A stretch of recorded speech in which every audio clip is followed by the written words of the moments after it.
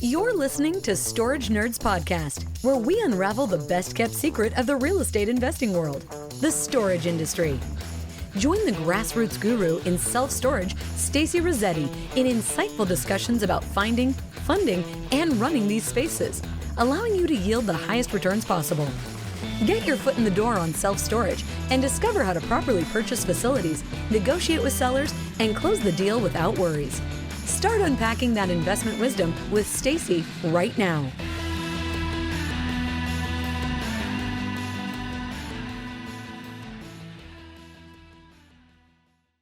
And what I'm going to do today is just spend some time on the deal analyzer, just walk through a deal with you so that you guys can just see how I run my numbers. And then if you're interested in buying the deal analyzer, you can go to my website and then just pick it up and you can practice. There's some training videos that go with the deal analyzer, so you don't just buy the deal analyzer. You buy the training videos and then it walks you through how to use it. Okay. All right. Let me share my screen. Okay, so this is the facility that we picked up last year. It's in Blairsville, Georgia. Let me just pull that up. And actually, let me just pull up my Blairsville storage. No, I don't want to do that one. Mission self-storage, Blairsville is what it is. Okay, yeah, so this is it. And I want to make sure I could see chat and stuff. So let me just pull this up real fast. Yeah, here it is. Good. Okay, we got one chat. Perfect. Okay, good. And then we've got all the participants, so we could see all those as well too. Perfect. Okay. All right. Just make sure I didn't miss anything. And I'm going to move this camera over here. So I'm just okay. All right. So you guys should be able to see the facility. This is what we look. This is what it looks like when I picked it up. So let me see. So if I zoom out, you'll be able to see where we bought this. This is so Mission Self Storage is our brand for the facility. And let me see. So you can see as we zoom out where it's at. So it's north of Atlanta. It's in the Smoky Mountains is where it's at, kind of. Is this the Smoky Mountains? And then here's Chattanooga, here's Knoxville. Probably about, honestly, it's about an hour from Chattanooga. It's about an hour to an hour and a half. It's about an hour and a half from Atlanta, or another about hour and a half from Knoxville. So it's kind of right in the middle of the mountains, okay? So would you consider this area right here primary, secondary, or tertiary market? Put it into the chat so I can see what everybody thinks. Primary market obviously is like a big city, it's like, and even the suburbs of a big city. If you're secondary market, then you're in like towns, towns that are in the middle of your state. And then in tertiary market is like, in the country, right? So I'm seeing a lot of tertiary. Yeah, tertiary. Good. Okay. Yeah, so it's in the middle of nowhere. But the truth is if you know anything about the Atlanta market, or if you know anything about Georgia, you know that this whole area right here is just booming. Okay, so you can see here that the 575 comes out of Atlanta.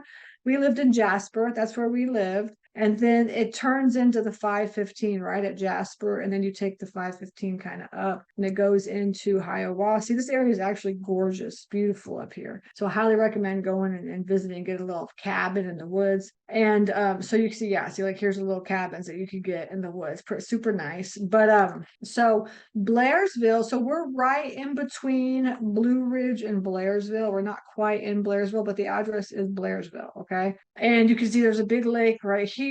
There's a big lake right here. There's a lot of boat and RV parking in this area. And there's honestly a lot of storage in this area. In this area, there is a lot of growth in this area. And I think the percentage was like upwards of 5% growth in the last couple of years. And the reason why is because everybody's just trying to get out of Atlanta, because Atlanta is just too much. It's too much with Atlanta, right? So like especially Canton to Ball Ground to Jasper, about right at this line right here, it really is honestly like super built out. It's getting to be really, really built out. And then as you get past Jasper, it gets to be a little bit more deserted. And the why am I talking about this is because you need to understand what cap rates you should be running your numbers at when you're looking at your facilities. You have to know what the market cap rate is. If you don't know what the market cap rate is, what you could do too is just go on to like Crexy, and you could look at what other like brokers are using for their cap rates when they run their numbers, and when they put their deals out on Crexy. But you want to know kind of where you should be running your numbers at. This is not an 8 cap. I mean, honestly, there's really not a lot of deals out there that are 8 caps. Back in the day when I first started getting into storage, you could actually get deals at 8 or 10 or 12 caps. But you can't really do that right now. I mean, there's still that kind of that gap between like what the owner wants and then like what the market calls for, and then what the buyer's going to pay for it. So, you just can't get 8 caps, right? It's hard. I mean, honestly, we are calling every owner out there, and they're just really stingy on their prices. So this is not an 8 cap. This could be like a 7 cap area. We ran our numbers at a 7 cap in this area. And then obviously if you get closer to Atlanta, you're coming into from like south of Ellijay over here, all this area right here, this is going to be more of like maybe a 6.5 cap, maybe 6 cap. I mean, this area definitely up in this area is like a 6 cap, and maybe even be a 5 cap. Like Canton could be upwards of a 5 cap. I mean, you just imagine, I mean, if you bought something, Canton has like the 3-story storage facilities and stuff, and then it kind of phases out. So it's really good to just kind of know your market and understand, what type of commercial buildings are there, so that you know what cap rate you should be running your numbers at. Okay. Now I'm going to just go to satellite imagery so that you can see what it looks like when I zoom in. And let's see here. Yeah. So here's this facility here. You drive up, and then you always take a left at the gas station, and then you drive in, it's over here. Okay. So now, let me see. You can see this is an RV parking place. Okay. He has no storage units at all. It's just for boat and RV parking. He caters to everybody that's, going to the lake up here, right? There's a big lake right here. Okay. And I've driven this entire lake. I've driven around the entire lake. There's a lot of boat and RV storage, but it's actually really not a lot, but it's a good amount. But he caters to them. So somebody can come off the highway and then pick up their boat and head on over to the lake. That's kind of a newer facility here. He's a really nice guy, actually. And then let's see. And then as we zoom in, this is what the thing looks like. Let me just pull this up like this. Yeah. So it's actually this whole property right here. It's this property right here. And then it's also like this property, all this word it actually goes into here a little bit, like this much property here. Okay. And so I'm going to get into it, but this building right here is climate control. This is storage, like outdoor storage, non-climate control.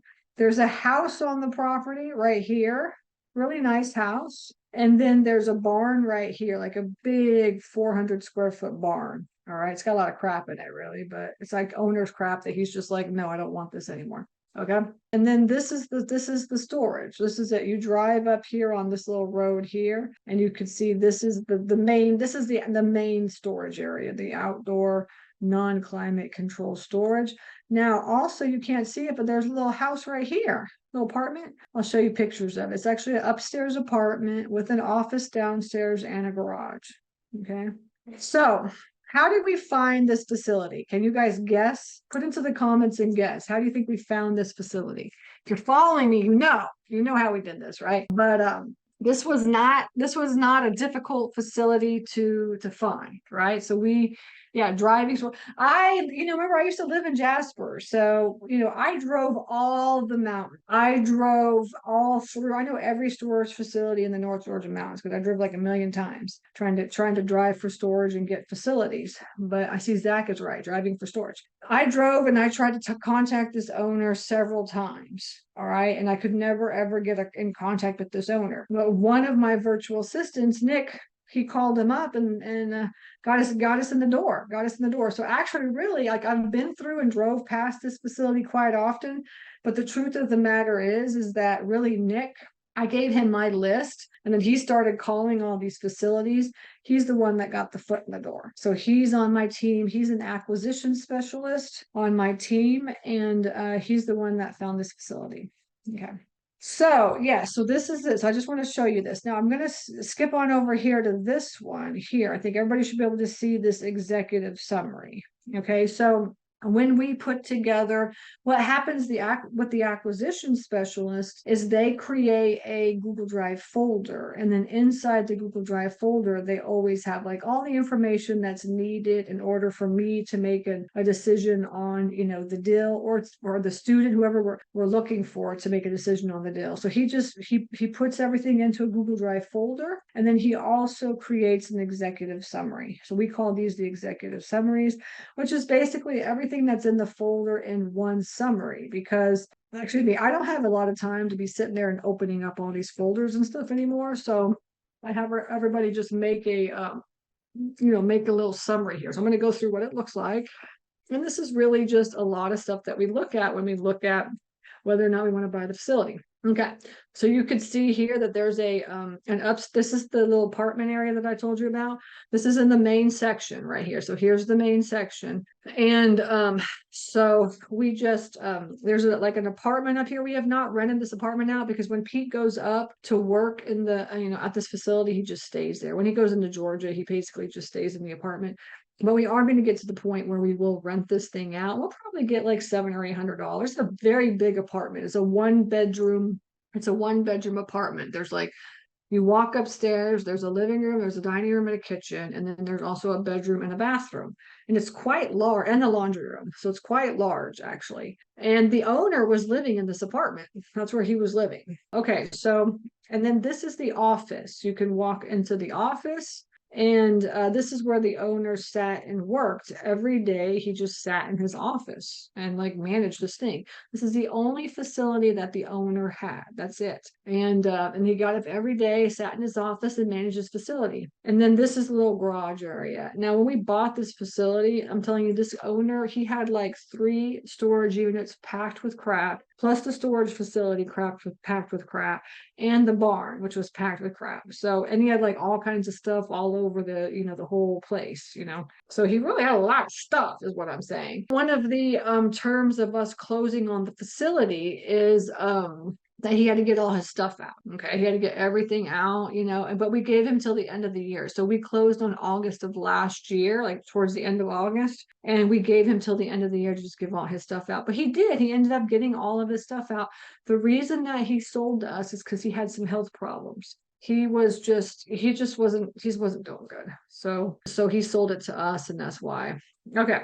So that is the facility. That's the main part. And then this is the climate control building. Remember I said the climate control, and here's what it looks like inside. It's very nice climate control unit, right? And so that's available. And then here's the house. You can see there's that house. Remember, I told you there's a house on the other property. So this is what it looks like. It's a big, nice house with a big garage and a backyard. It's all fenced in. And there was like a little pond there. We ended up filling this pond in, just getting rid of everything and just filling this whole pond in, and then laying down seed so that the grass would start growing is what we did. And so now there was a person living in this house. She had lived in this house for 10 years, and she had paid $400 a month for this house. And this is like a 2,000 square foot house. I mean, it's a very, very big, nice house. She took good care of it, but we tried to raise her rent when we closed on it, and then she freaked out and then she moved out. And I'll tell you the story about that. But yeah, she ended up moving out.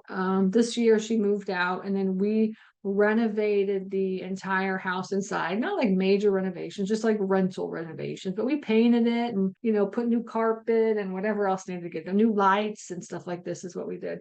And so it is a rental. It's like rental ready. We just actually finished that like this past week, and we are now looking for a tenant, which we already have one. We already have somebody that applied, but we'll be renting this house out for $1,500 a month. Minimum 15. I told Pete, I was like, you should just put 2,000 and see who pays for this thing, who'd be willing to pay. but it's going to be anywhere from $1,500 to $2,000 a month is what it's going to be. So we'll see, who applies, because obviously it's a house that's on a property, right? It's on a storage facility property. And so we'll see what we end up getting, what type of applicants and stuff. But I mean, there's such a need for housing right now. I don't think that we'll have any issues with getting anywhere from $1,500 to $2,000 a month. And it cost us I would say about $10,000 to renovate it. So we just got like a handyman to come out. And what had happened is that the renter had called and said she was having like a leak in one of the bathroom pipes or something. So we just had this handyman go out to fix the leak while she was living there. And then, and then I guess Pete and him got to talking, and the handyman was like, yeah, like if she ever moves out, or if you ever need any more renovations, just let me know and I can do all the renovations. So he's the one that ended up doing all the renovations. So he was just like handyman guy. He painted, he changed out light fixtures because it was pretty bad looking inside, like everything, like she'd been there for 10 years. I don't think she'd ever been cleaned or anything. So he just did all that kind of work, and he charged us $10,000. And we bought all the materials. So we probably paid another couple $1,000 for the light fixtures and the faucets and things like that we changed out. So I would say anywhere from like $10,000 to $12,000 is what we spent on now renovating it. Now we did a lot of the inside stuff. We didn't do a lot of outdoor stuff. No, we didn't paint the outside or anything. Okay. Now this piece of land right here, this is the piece of land that's out on the back the back side. Let me see if I can find. Yeah, here it is. Okay. So this picture right here, you can see, is just a big empty space. And this is actually right here, this space right here. And it doesn't really look very big, but this is a very, very big, it's like an acre, this piece of land right here. So it's quite a huge space. And so what Pete did is, as soon as he closed on the facility, he hired a landscaper, which we have a very, very good landscaper, honestly, come out and mow, clean up all around. He mows and he does all kinds of stuff over here. He has like a lot of his own equipment and stuff. And so, he was like, hey, I could just go back there and just clear this whole land out for you. And he bush hogged it, and he really cleared the whole thing out. So it was like super nice and clean. And then what Pete did was got a gravel company to come out and lay gravel down here. And they did it didn't even cost that much money, honestly, maybe 10 grand at the most. But they graded it, made it flat, and then they put gravel down. And that was all this summer is what that was happening. So from, I would say, June, July, August is when all that happened. And then as of this week, as of actually Monday, we have our first 2 tenants for parking. So we can have about 20 spaces here for RV parking. And we got 2 that called up, and they said they were looking for parking. And I think we're charging like $75 a lane or something like this. And we had 2 people call up. So what we did is we put that parking on Facebook Marketplace, and 2 people messaged us and said, hey, I think that was white. Yeah, I think it's 2 people, but they messaged and said they were interested. So, so our team took care of it, and then just said, go ahead and park wherever you can. And then for now, because we don't really actually have the lanes, like the actual lanes. I don't know what we're going to be doing. I don't know how Pete's going to do that. Put railroad ties down or what he's going to do. We don't have anything there yet because we just finished it. So he's going out this weekend to go figure out how to do that. And so we just told the parking people, we're just like, go park like in the corner somewhere out of the way until we can figure out how we're going to do all the lanes and stuff. And then you could just move your stuff later. And both of them were like, oh, yeah, that's fine. Just like we could just put this somewhere, it'd be perfect. And I'm telling you, boat and RV parking in this area is a huge need because of those lakes and stuff, so it's going to be, I think this can be really good. But that parking spot, that parking area that we made was not included into the numbers, as well as the $1,500 for the house. So when we talked to the owner, we didn't know what we're going to be doing with that house, like if we're going to keep that lady or get her out. And so I didn't even put the numbers for the income into that. And then also the parking as well too. We didn't know if we'd be able to do anything because it would just look like a piece of land. So we didn't even calculate that in. So 20 spaces at $75. I think we came up like $1,500 or something a month. I can't remember what it was. And then also $1,500 for the house. That's an extra $3,000 a month just by those 2 thing. So when you're looking at storage, everybody, a lot of people shy away from buying properties that have houses on them or whatever it is. And the truth of the matter is it's really extra income. It's going to be extra income for us. We're going to make $3,000 more a month on this property than what we calculated for, because we only ran our numbers based on what the owner was making on his tax returns. That was it. So, okay. So now you can see that there's this property here. And then also we're in the process right now of cleaning up this barn. This barn is about 400 square feet. And this is Pete's intention is to actually rent that space out as well too. So we'll be making money not only off of the parking, the barn, the house, and then this little tiny apartment right here in this little area over here. We'll be making money off of that as well too. And that's the long-term play outside of just the storage that we have. The storage has 135 doors total. It's 135. Okay, so it's not too big, but it's not too small, but that's it. Okay. All right. And then let's see. We put inside the executive summary as well the public data, right? We went to qpublic.net, pull the public data, and then we add this, so we can look at it and see what he's paying on his taxes, things like that. Okay. And then this is Union County. This is it. This is Blairsville right here. And then here's that lake. And then we're over here, right? So we're somewhere over there. And then just more public data. And then this is the deal analyzer. So I'll go over that in length. Okay, so let me pull this up. Let me stop share, reshare. Hang on. Yeah, here it is. Okay. Oh, actually, I see a couple of questions first. Let me just make sure I can get these questions. Yeah, so do you have folders for all the ones that are getting calls or just listed on a spreadsheet until they want an offer? No, not the ones getting calls. We only have folders for the ones that they say, yes, they want an offer. That's it. Okay, that's all we do. And then let's see what else. Is there a cap you're targeting? Yeah, we're like 7 cap, honestly. Everything we do, we just run our numbers at 7 cap. I think 7 cap is a good number to be at for all your facilities right now. I mean, I would say that's secondary and tertiary markets, not primary markets. I don't know primary market cap rates right now, but I don't focus on that area. Okay, but okay. So now here's the deal analyzer. Just let me know if you don't see the deal analyzer. Okay, yeah. All right, so here's the deal analyzer. So now you can see the numbers here. So don't get scared about the way the deal analyzer works. I try to make it as simple as possible. Remember, this is something that you could pick up. You could actually use this yourself. Okay. Now, when you look at the deal analyzer, you can see all these tabs at the bottom. Every single one of these tabs are important. All right. That's why they're all there. Okay. But you have your info tab, which is where you put your inputs. All right, this is like anything in yellow that you see, you can input it and you could put any numbers that you want, or you can keep it the same, right? So you could see here that like property maintenance for us is at, 0.015 times C6, right? So we take the purchase price and then we multiply it by 0.015, and that's how we come up with our property maintenance cost. Right, these are expenses. And you can see in a deal, your expenses are going to be property maintenance. This includes your boots on the ground person, okay? And then like any repairs that need to get done to the facility.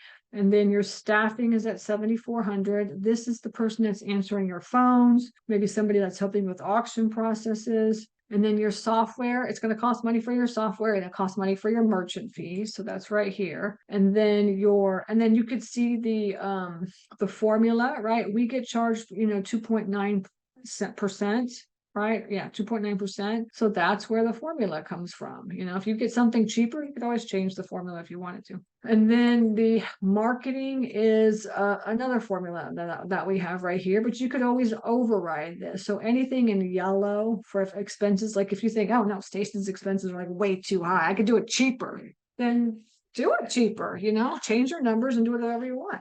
Especially if you're buying smaller facilities. Like we have a student, his name's Matt, and he really likes to buy smaller facilities that have a land to expand on. That's his thing. And so, if he's buying 40 units, he could just manage that himself, or, any way that he wants. He doesn't have to do it the way that we do it. So you could always come in and, these types of facilities, you could come in and change. Now, and then also you could see here, you got property tax. There's the formula. You could see here's the formula. If you have a different, like tax number that you want, but we're multiplying it by 0.0065. If you're in a place that's like way higher, then change that number.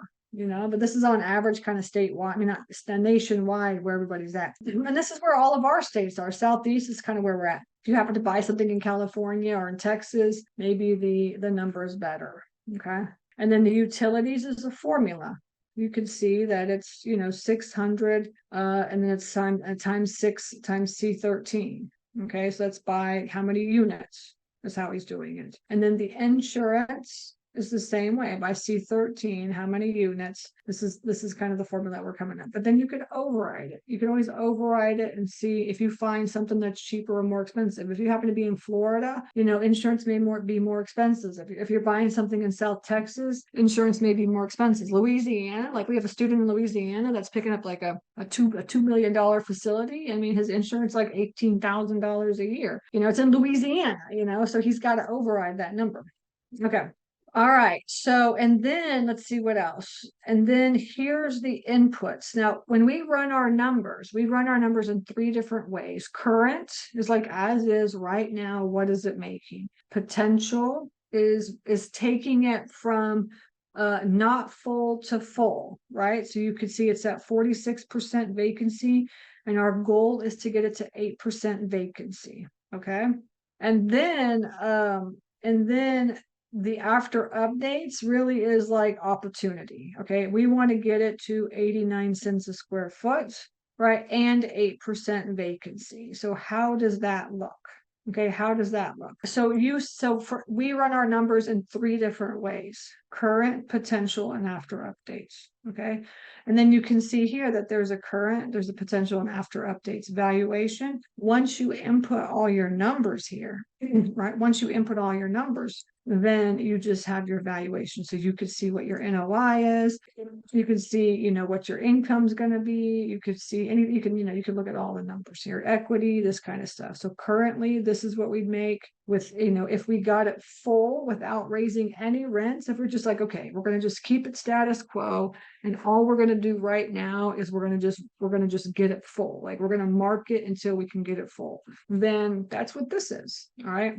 And then the valuation after updates is like, okay, now we're like stabilizing this property. This is what it's going to look like when it's stabilized. Okay, so that's how we run our numbers. So on the info tab, I just wanted to point out, if you could see on the left here, this is how you can run your numbers in 5 different ways. So we always do cash offer, owner financing. We have 3 different owner financing numbers and a bank financing number. So you want to make sure that you're able to put offer, when we don't put one offer in, we put 4 different offers in. And so that's how this is how we run our numbers. So we always push on all of our deals, we push creative deal structures, especially on a deal like this, right? So I mean, it's 46% vacant and it's only making $35,000 a year, right? So, so this would be the perfect opportunity for owner financing. Now, obviously, we're way overpaying.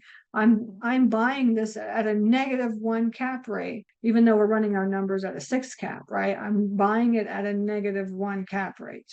Okay. And so that means that I'm going to be coming out of pocket every single month, right? We're going to be coming out of pocket to stabilize this facility. That's where the cash flow sheet comes in, right? This is where the cash flow comes in. But I just wanted to point out, depending on your scenario, are you going to have to get bank financing? Well, then run your numbers under bank financing.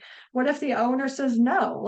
I only want to sell this thing, with either cash or financing. Then you have that option to run those numbers this way. Or if you want to do some owner financing, if you can get the owner to sell or finance, you can run your numbers that way as well too. Okay. But whatever it is. So we paid cash for this deal. I just paid cash. But you can run your numbers in any scenario. Okay. And then remember, if you have to go and get bank financing, right, you want to make sure that you just keep an eye on your debt to service ratio. This is like that line that the bank says, I will rent. No, I will lend the money to you if you can get to this DSR. And typically that DSR is anywhere from 1.2 to 1.3. All right, SBA loans will go down to 1.15 typically. But so you want to ask your lender, what is your debt service ratio? What do you want that number to be, so that I can run my numbers based on that as well too. And that is where you're going to add your financing inputs. Why is this not showing properly? There it goes. So now you can see here that you've got your financing inputs. This is where you're going to be like, okay, I'm coming up with a whole bunch of different ways to run my numbers. I'm running them with cash. I'm running kind of a couple different, financing offers. This is where I'd be like, maybe let's put these here. And then I'm also running it with bank financing. I mean, right now, you'd be at like 30% down and let's say 8% interest. Okay. And your loan would be like maybe 5 years over 20. And then, if you paid $1 million for this facility cash, your cash on cash is at 20%. Right? Because obviously you're paying cash, right? So you're going to have a high cash on cash return. Now, if I went, oh no, that was cash. Sorry. But if I went to cash, you could see the numbers here. Yeah. So 20%, 43%. And then if you run your numbers at bank financing, you could see also that your cash on cash right here, depending on what your terms are, is where you're going to be. All right. And these are all numbers based on you stabilizing the deal, like looking at the deal and stabilizing the deal. Okay. So the way that it works for the deal analyzer is you, step one, put your info into the inputs, right? Anything in yellow is where you're inputting it, right? You could put some cleanup costs. You could put, any new build cost, closing costs. We typically run our numbers at 1%, but let's just put 10,000 right here. You can run it anywhere from 1 to 3%, depending on if you are using a realtor or not, is where your closing costs are. And let's see, and then property taxes, utilities, insurance, right? And then all your expenses. You need your cap rate, market cap rate. Is it a 6 cap? Is it a 7 cap? Whatever it is, okay? What's your annual income? What is it making? How many units? What's the total square footage? And what's the vacancy rate? Okay, so you'll need these to be filled out. And then on top of that, you need this to be filled out. So this is like, where's the opportunity? Can you add more units? Can you add more space? Now, typically, you do not want to mix your incomes, right? So you can see that this is how much money we're making on 135 storage units, right? But we will be making money on parking, and we'll be also making money on the house now, right? So then you want to separate those out. You don't want to mess up. You don't want to, include any other incomes, because what that does is just brings down your price per square foot. Okay. And so you don't want your price per square foot to be, you want to be able to look at your price per square foot and say, okay, like I'm making $35,000 on 133 units. It's 25,000 square feet, 46% vacancy. So I know I'm at 22 cents a square foot. And one of the most important numbers on the deal analyzer is this number, this 89 cents, right? So where do you get this number from? Put into the chat if you know where to get this number from, okay? Right? So that's going to be the most important number. But if you think you can add on, like if you can add more units, like, yeah, I can add 10 more units or 20 more units, you can always come into the chat. Not chat, you can come into the chat. I'm looking at the chat. You can come into this and say, okay, I think I'm going to add, I'm going to add 20 more units. So I'm going to say 153, and they're 10 by 10. So I'm going to add another 2,000 square feet. So it's really going to be 26,860 or whatever it was. Yeah. Right. So that's so you can add that. Now, if you're going to add more units here and add more square footage, then you need to put some CapEx in, right? Because it's going to cost you money to build. Right. So let's just say it's $40 a square foot. So, you do 2,000 times 40 is what, 80,000. It's going to cost me $80,000 to build. Okay. So that's kind of how you would add more units. So in your opportunity section, and when you're looking at deals, that's what you're looking at, right? It's like, what are my opportunities for this facility? You could add more units, add more square footage, increase the price by looking at the competition. Thank you, Brenda, for listening to me and answering that question. I appreciate that. And then you would just take your CapEx and you would add your CapEx here as well too. All right. How much is it going to cost for you to build this new building, this 2,000 square foot building? Okay. So I'm just going to take that out because we're not there yet. Let's see, 24,860. Okay. All right. So this is kind of what it looks like as of like right now. Okay. And then what I'm going to do is I'm going to go to the valuation current, and then I'm going to add, excuse me, the two new incomes that we have. I'm not going to do current. I'll do potential. All right. So we have 0 there. We have, or no, I'll just do opportunity as well. There we go. Yeah. We'll do both. 1,500 a month, and then 1,500 a month. I mean, not 1,500. No, wait, that's per year. So what's 15 times 12? My bad. Oh, I don't know. Let's add it up. That's 18,000. Okay. So I'm going to be adding 18,000 a year, right? For each of those. $1,500 for the house, and then $1,500. Actually, is it $1,500 for the parking? 75 times 20 is what? 75 times 20. Yeah, 1,500. Okay, so it's 18,000. That looks right, right? Just yell at me if it's not right. Okay, so I'm putting that in here. I'm going to put it in this one too. Did I put it here? Yeah, I'm going to put it into the potential too. So we can look at that. Oops, crap. 18,000 and 18,000. I'm not putting it into the current. I'm not putting it here because he did not have those, right? He didn't have this. I'm going to put it into here so that we can look at the numbers. So as you can see, all the numbers are on the info tab, and this is what it looks like. So obviously I'm way overpaying for this facility. All right. I'm way overpaying for it. But I'm looking at the potential of what it can become, right? I'm looking at what I can do. So the goal is to get it to 89 cents a square foot, and get it full, right? And then on top of that, the goal is to get it to 18 and 18 for the extra income. Okay. That's the goal. Now, the next step that you want to do after putting in your info tab, just over there, this is your first step. All right. The second step is really just filling out your unit mix. All right. I didn't make this bigger, but I'll make this bigger.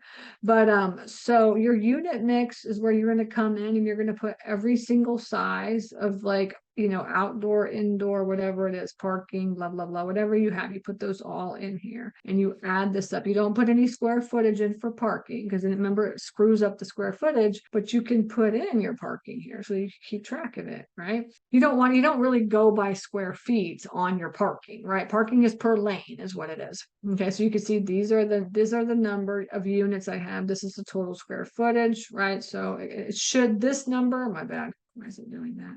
Yeah, so this number here, the 12,860, should match up to what's on your info tab. I don't know why I keep having issues with this thing. It's weird. Anyway, so it should add up to your info tab. Okay, is that number here? Is when you add up all this square footage on your info tab, is the same number. Okay, so that's like you're doing like checks and balances. And then you're also putting in the current price, right? Actually, what is being charged, the owner's charging. And then on top of that, you're doing your competition's price, right? Here's the competition. And that comes from this tab right here. Okay, so here's all the competition. We scroll over a little bit so you can see what it looks like. This is I'm having issues with my deal analyzer for some reason, but okay, here it is. So you put the competition in, you put the address, you put the Google, has it been claimed by Google? Look at how many of these facilities have not been claimed by Google. Isn't that interesting? And then these are on the Google business listing. So obviously we know that we need to be contacting these owners as well too, because they're not on Google business, but they are within like 8 miles. So you can see he went out to 8 miles just to see what it looks like. What is our competition? Is it gated? Does it have an office? What's the total square footage? You see how we're filling all the information out about our competition and doing a deep dive into what our competition looks like. Okay. And then I'm not sure why it keeps doing that. It's like super weird. Okay, I think my computer maybe has a glitch or something. But and then you can see here that these are the unit mixes. So these unit sizes come directly from this. So once you add them into this sheet here, it gets put into this right here. Okay, so that's what you're doing, is you're really filling this out. It's just automatically done. You have to do it manually, your price and everything. And then you can go in and you start calling the competition, checking their websites, whatever you need to do to see what they're charging. And then you can compare your price to what everybody else is charging. Okay. So for instance, like a 10 by 10, we're at 101 and everybody else is anywhere from, not 85 to $100. You can see on average, a 10 by 10 is $95.50. Okay. So it's giving you the average per unit based off of all the competition and then the average price per square foot. Okay. And so you can see that now, obviously there were no 10 by 12s in the area, but we have 10 by 12s. Okay, there's 10 by 15s, 10 by 20s. There's only a 120, 10 by 20 that we could get a hold of. There might be others, but this is all, and they're charging $250 and we're also charging $250. Okay, 10 by 20s and then 10 by 30s. And then this is the house, the $400 for the house. And then these are some other sizes and stuff. But you can see now overall, we have the average price per unit, the average price per square foot, which gets generated right onto this column right here. So we don't put any of this information in, but you can override it if you wanted to say, oh no, I want to charge more or less.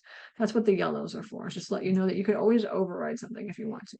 And then this is the after updates. If you wanted to add more units, if you say, hey, yeah, I'm going to get in my 2,000 square feet, 10 by 10s, I'm going to charge $150 a month. You could come in and change that number and put 10, you could say like, I'm going to do 10 of these and charge, $100 a month, not, $95. What is that going to do? And what is going on with this thing? It's like something with my mouse, I think. Maybe my mouse is going out or something.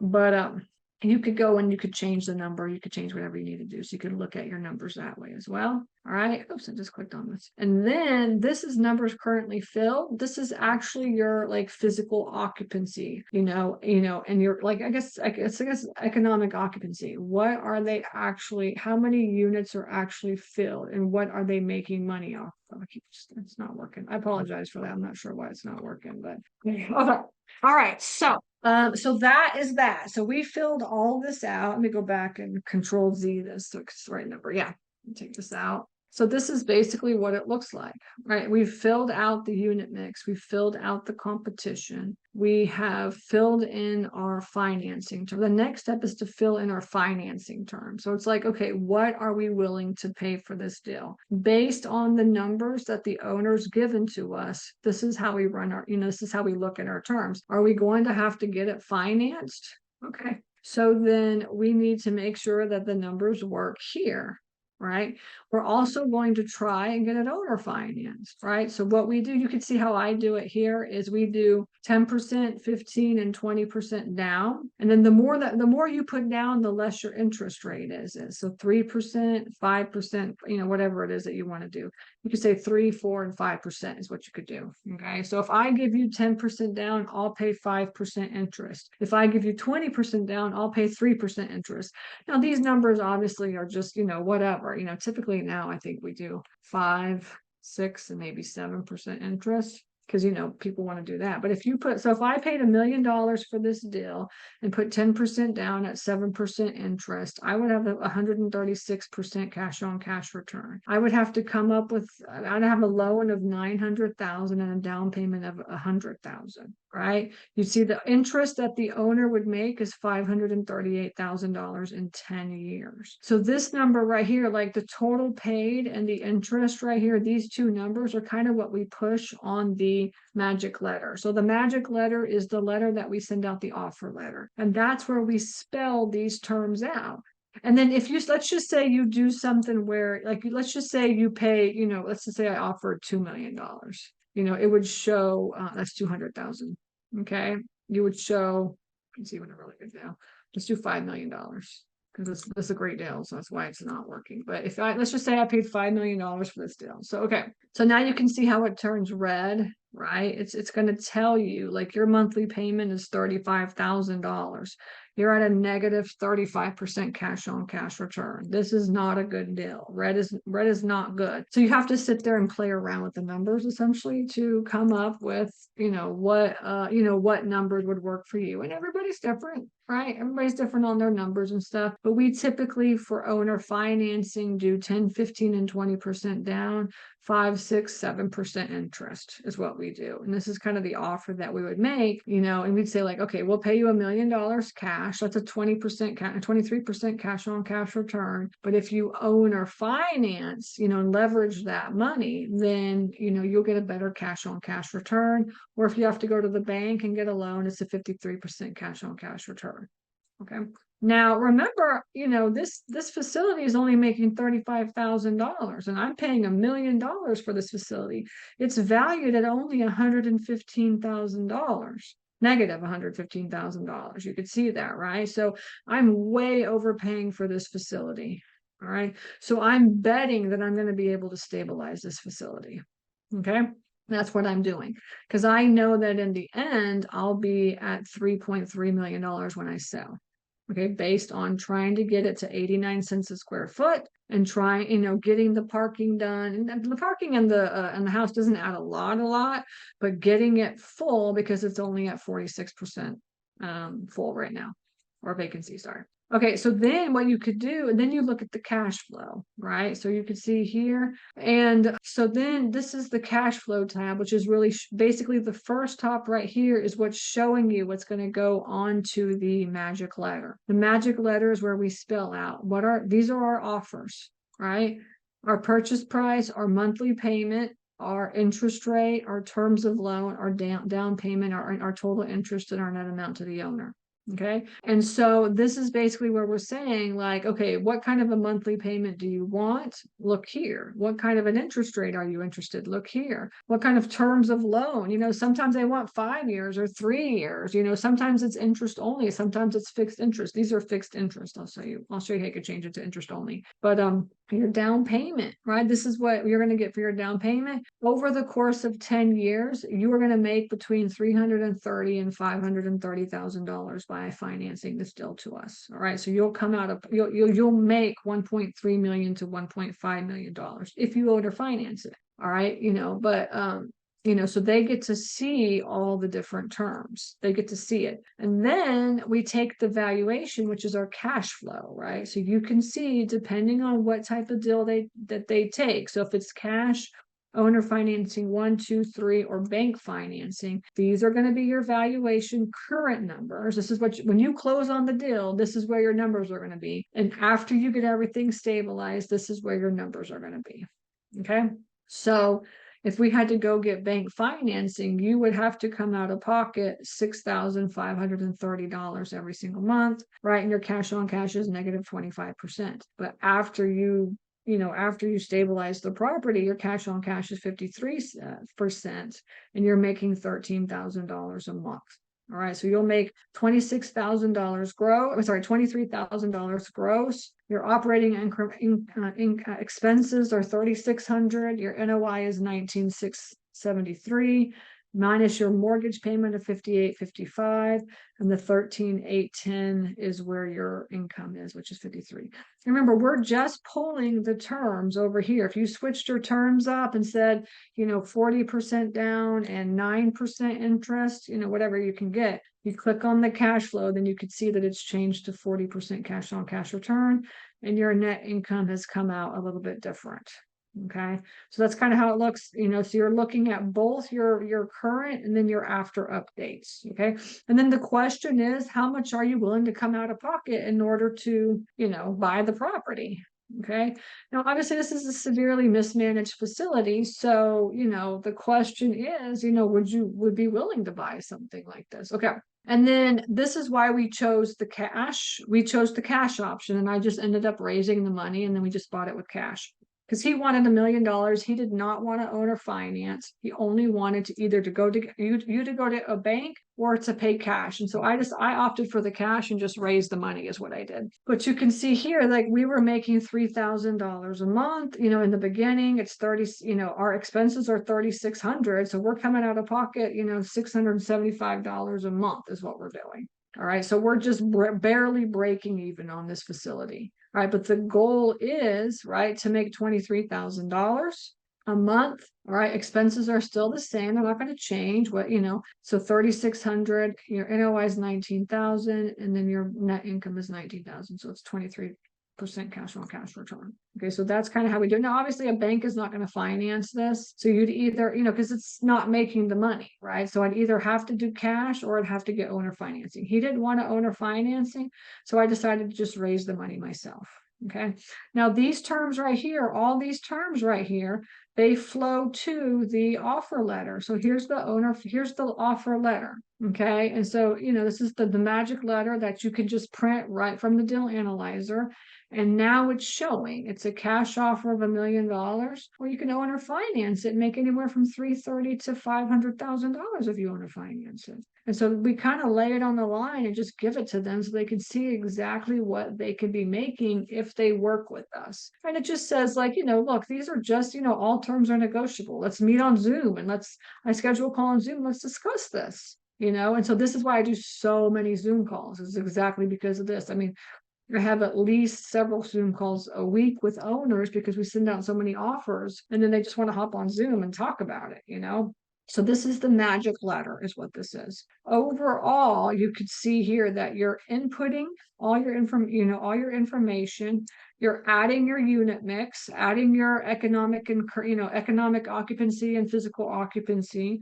You're looking at the competition and doing a competitive analysis. You're looking at your financing inputs, right, in terms and seeing what you think you can get for financing terms. And then you're looking at your cash flow, overall cash flow based off of your valuation current, your potential income, and then your after updates income, right? And this is basically the steps of the deal analyzer. Okay, and that's how we came up with the numbers we did for ours. Okay. All right. So let me stop sharing. There's a couple of questions here. So let me see what this is. So how far do you go out for the comps? I mean, it depends on tertiary markets. You could go out to 10 miles. I mean, you could go longer. I mean, what's the closest comp? I mean, it's not really the distance. It's really like you want like at least 3, if not 5 comps. Okay. I mean, obviously, if you're in a primary market, there's gonna be a ridiculous amount of comps, but if you're in a tertiary market, there might not be that many. So you want to have like 3 to 5 comps. When facility shopping, how do you know if your prospective storage site, if it will support the market? Like if there's a 250 unit 1 mile down the road, so then you can check, you want to look at your net, it's your your net square foot per capita is what it is. And honestly, I really don't look at this as much because the truth of the matter is there's a need for storage, especially in secondary and tertiary markets. And I bought in facilities where there was like, nobody, there's 400 people in town, and we have 60 doors in a town of 400, and we're full. And there's no other storage facilities in the area. Or, you could buy something in a secondary market and, have a lot more competition, but you just have to do more work to get the marketing done. I mean, it really is that, Now, obviously, there's some areas, like I would say, like maybe Dallas, like these kind of like the suburbs of bigger areas. Like these are not secondary markets. These are primary markets. And so there's a lot of growth, a lot of stuff going on. So you just, you want to be leery of being closer to like bigger markets. I really push secondary markets that are like standalone towns and that they're growing. They have, they're growing, even if it's just 1%, or, they're growing. And then the tertiary markets, right? There's not going to be a 250 unit facility being built in a tertiary market. That's for sure. But there is a software called Radius Plus. You can get into Radius Plus, and then you can look to see where all of the buildings are being built. You can look into they pull like the permits, and then you can see, what's being built in your area, if there's anything being built in your area. Okay, so that's something that you can do. All right, when you come back at point. Will you come back at some point and discuss why you choose to overpay? Oh yeah, so that's just the type of investor I am, honestly. Every deal that I've ever bought, I've always bought like a -1, -2 cap rate. I buy severely mismanaged facilities. And the reason why I buy severely mismanaged facilities is because you can 3x those properties pretty easily. So you can see I bought that I paid $1 million for that property, and we're going to sell it at $3 million. All right. So I'm like, I'm not doubling the value of the property, I'm tripling the value of that property. And so that's kind of the types of properties I like. I don't mind like doing a little work on the front end and working hard to stabilize, clean it up, because in the back end, you really make more money doing that. You will not make those multiples on an income producing property. Income producing properties sometimes doesn't even do 1x, right? You make $100,000, $200,000 on the back end. That's it. But you get some income, you get cash flow, right? A little bit of cash flow. Okay. And that's really basically, let me see any other questions here. Yeah. How far do you go out for the competition? We already asked that. Okay, good. Yeah. So just 3 to 5 comps is good. 5 would be better than 3. Okay.